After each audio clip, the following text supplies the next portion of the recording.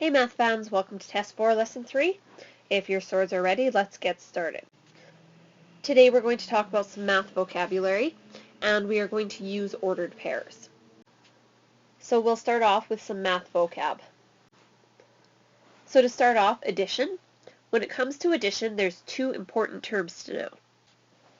We have here 8 plus 3 equals 11. Now the two numbers that we're adding, 8 and 3, are both called addends. Doesn't matter what order they come in, they're addends. And then the answer in an addition question is called the sum. So what we have here is the two addends, 8 and 3, combined to give you a sum of 11. Now in addition, they're both called addends no matter what order they come in. Subtraction is a little bit different.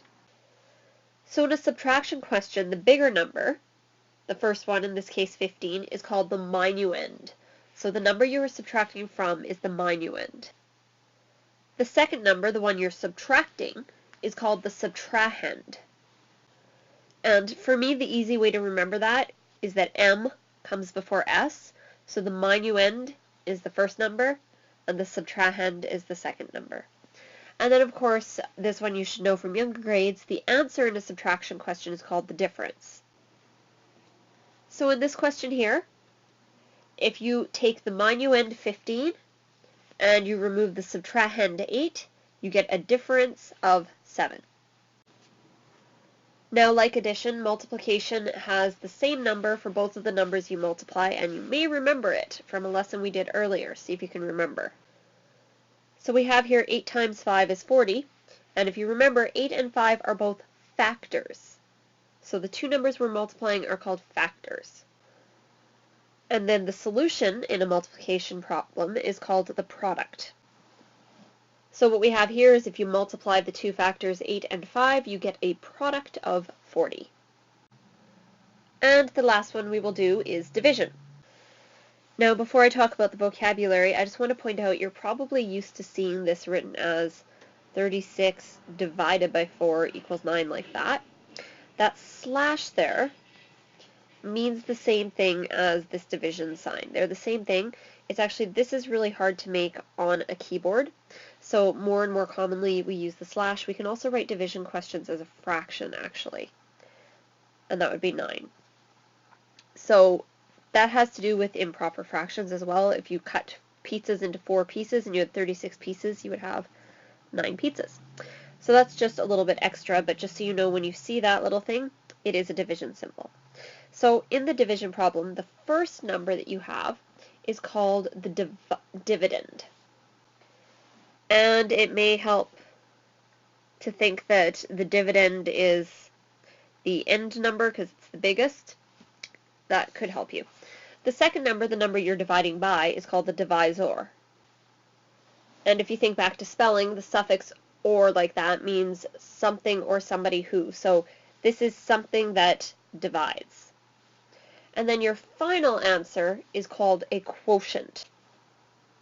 Okay, so that's some basic math vocabulary for you, and in all honesty, I gave you a few little tricks, but mostly you just need to learn it. You just need to memorize those words. So next up, we're going to talk about how to use ordered pairs. And I'm trying something a little bit different today. I had a study jam for you to do, but I know for some of you that's difficult if you're on an iPad or a mobile device. So I'm going to try to go through it here, and we'll see how it works. Today we're on a school trip to Extreme Supreme Theme Park. RJ and Zoe really want to hit the soaking slides, but they're not sure where to find it. Let's help them out by using a map of the park.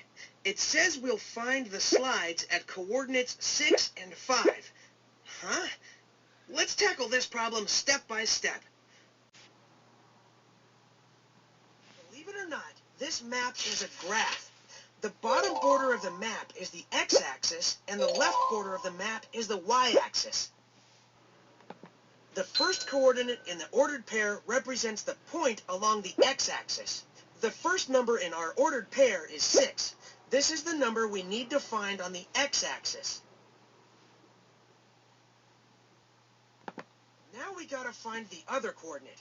In our problem, it's a 5, and we'll find it on the y-axis. Now we have to follow the lines from those two coordinates to find the point where they intersect. You can use your fingers or just let your eyes follow the lines, checking to make sure you've got the right line for each axis. There it is, soaking slides. Now RJ and Zoe can find it, no problem. I think I'll head over to the food court. So the study jam goes on to talk about how the tricky part is remembering which is which X and Y. There's lots of different ways you can remember. One thing I find is really helpful for remembering which is the y-axis is the y-axis is this guy because you could turn him into the letter Y. The one that goes this way, you can't really make it a letter Y. You could turn it into like an arrow type thing, but that doesn't really help you. So that may or may not be helpful to you. It's helpful to me to just think that this is the y-axis. Sorry, lost my marker. This is the y-axis. There we go. Because you can turn it into a letter Y. Once you know that, when you look at an ordered pair or a coordinate, so for example, let's say 4, 7, which one is the X one? It's always the first one, and that's when it can help to remember that X comes before Y in the alphabet, so X always goes first. So where would 4, 7 be on this chart? I would find 4 on the X-axis, which is right there, and I would find 7 on the Y-axis, which is right there. I'll go up on the 4. Okay, that's not very straight, but you know what I mean.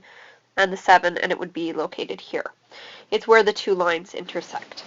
So hopefully that is fairly clear about ordered pairs. If it's not, feel free to Google the study jam. It's just Google study jam ordered pairs and go through it again. And so that brings us to the review for today. So there's one question and some notes. Question number 1 says, at what point do the lines intersect? So look at the chart on the left there, and where the red dot is, that's where the lines intersect. So you need to write an ordered pair that tells where they intersect.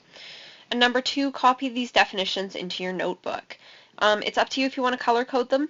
I like to. I find it helps me remember. So like red is for addition, purple for subtraction. But you can do that however you want, or you don't have to at all. You just have to show me tomorrow that you did the question and copied down all those definitions.